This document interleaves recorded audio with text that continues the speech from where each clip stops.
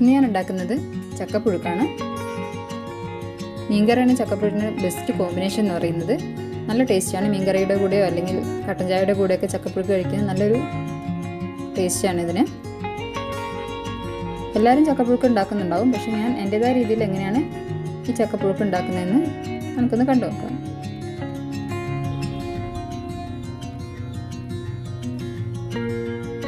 അതിന് വേണ്ടിയിട്ട് ഞാനിവിടെ കുറച്ച് ചക്ക ക്ലീൻ ചെയ്ത് ചെറുതായി കട്ട് ചെയ്തെടുത്തിട്ടുണ്ട്. ഞാനിവിടെ നീളത്തിലാണ് കട്ട് ചെയ്ത്, ചെറുതായിട്ട് വേണം കട്ട് ചെയ്തെടുക്കാൻ.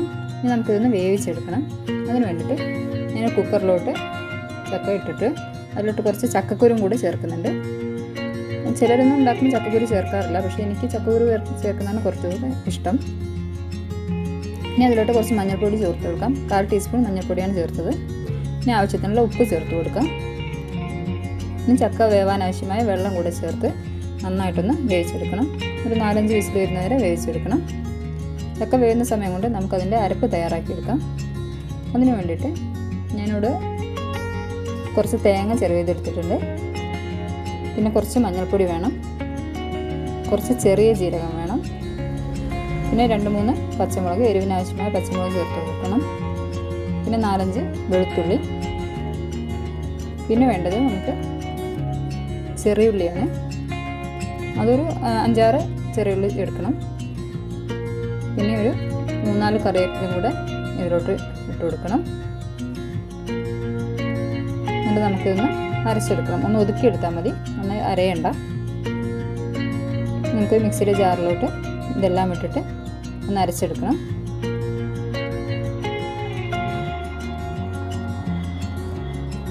മിക്സിയുടെ ജാറിലോട്ട് ഞാൻ തേങ്ങ ഇട്ട് കൊടുത്തു. പിന്നെ അതിലോട്ട് കുറച്ച് പച്ചമുളക് ഇട്ട് കൊടുക്കാം. പിന്നെ വെളുത്തുള്ളി, ചെറിയുള്ളി, അങ്ങനെ ഓരോന്നായി ഇട്ടിട്ട് നമുക്കിതൊന്ന് അരച്ചെടുക്കാം.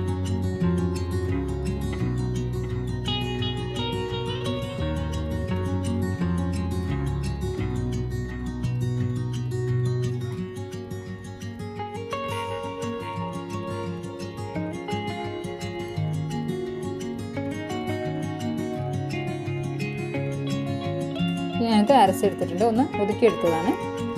ഇതുപോലെ അതേ അരയാൻ പാടില്ല, ഒന്ന് ഒതുക്കിയെടുത്താൽ മാത്രം മതി. നമ്മളുടെ ചക്ക വെന്ത് വന്നിട്ടുണ്ട്. ഞാനത് ഒരു പാത്രത്തിലോട്ട് മാറ്റിയിട്ടുണ്ട്. നമുക്കിതൊന്ന് ഉടച്ചെടുക്കണം. ഒരു മീഡിയം ഫ്ലെയിമിലിട്ടിട്ട് വേണം ഇത് ഉടച്ചെടുക്കാൻ. അടി പിടിക്കാതെ, ഹൈ ഫ്ലെയിമിലിട്ടാൽ പെട്ടെന്ന് തന്നെ അടി പിടിച്ചു പോകും. ഒരു ലോ ടു മീഡിയം ഫ്ലെയിമിലിട്ടിട്ട് നന്നായിട്ടൊന്ന് ഉടച്ചെടുക്കാം. ഇനി അതിൻ്റെ സെൻറ്ററിലെ ഒരു ഹോൾ പോലെ ആക്കിയിട്ട് അതിലോട്ട് ഈ അരപ്പ് വെച്ച് കൊടുക്കാം. അരപ്പിൻ്റെ പച്ചമണം മാറാൻ വേണ്ടിയിട്ടാണ് നമ്മളിതൊന്ന് കവർ ചെയ്ത്, ചക്ക കൊണ്ട് തന്നെ കവർ ചെയ്തിട്ട് ഒരു 3-4 മിനിറ്റ് ഒന്ന് അടച്ചു വെക്കണം. ആ പച്ചമണം മാറുന്നവരെ ചെയ്താൽ മതി. ഒന്ന് ലോ ഫ്ലെയിമിലിട്ട് കൊടുക്കുക. ഇതുപോലെ നന്നായിട്ടൊന്ന് കവർ ചെയ്ത് കൊടുക്കുക. അടച്ചു വെച്ചതിന് ശേഷം ഒരു 3-4 മിനിറ്റ് വെയിറ്റ് ചെയ്യാം. അപ്പോൾ അതിൻ്റെ പച്ചമണമൊക്കെ മാറി വന്നിട്ടുണ്ട്. നന്നായിട്ടൊന്ന് മിക്സ് ചെയ്ത് കൊടുക്കണം. എല്ലായിടത്തും അരപ്പെടുത്തുന്ന രീതിയിൽ വേണം മിക്സ് ചെയ്ത് കൊടുക്കാൻ.